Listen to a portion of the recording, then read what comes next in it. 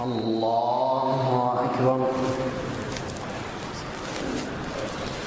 الحمد لله رب العالمين الرحمن الرحيم مالك يوم الدين إياك نعبد وإياك نستعين اهدنا الصراط المستقيم صراط الذين أنعمت عليهم غير المغضوب عليهم ولا الضالين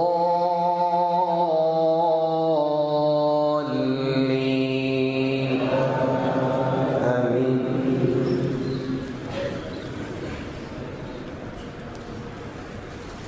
يا أيها الذين أوتوا الكتاب آمنوا بما نزلنا مصدقا لما معكم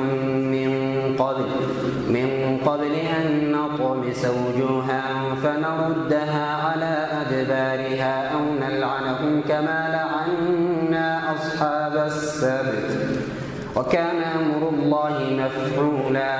إن الله لا يغفر أن يشرك به ويغفر ما دون ذلك لمن يشاء ومن يشرك بالله فقد افترى إثما عظيما.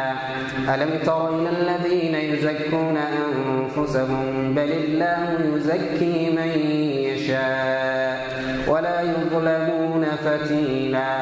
انظر كيف يفترون على الله الكذب وكفى به إثما مبينا.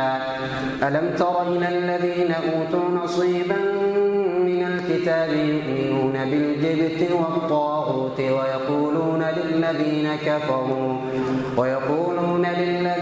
كفروا هؤلاء أهدى من الذين آمنوا سبيلا. أولئك الذين لعنهم الله ومن يلعن الله فلن تجد له نصيرا. أم لهم نصيب من الملك فإذا لا يؤتون الناس نقيرا.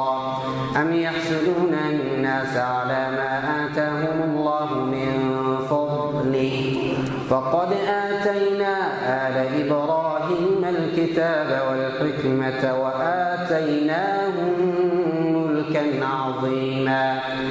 فمنهم من آمن به ومنهم من صد عنه وكفى بجهنم سعيرا.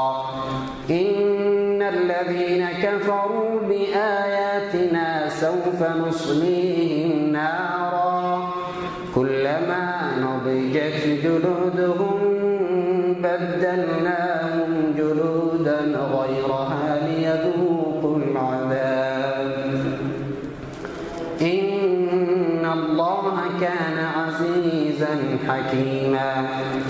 والذين آمنوا وعملوا الصالحات سندخلهم جنات تجري من تحتها الأنهار خالدين فيها أبدا لهم فيها أزواج مطهرة وندخلهم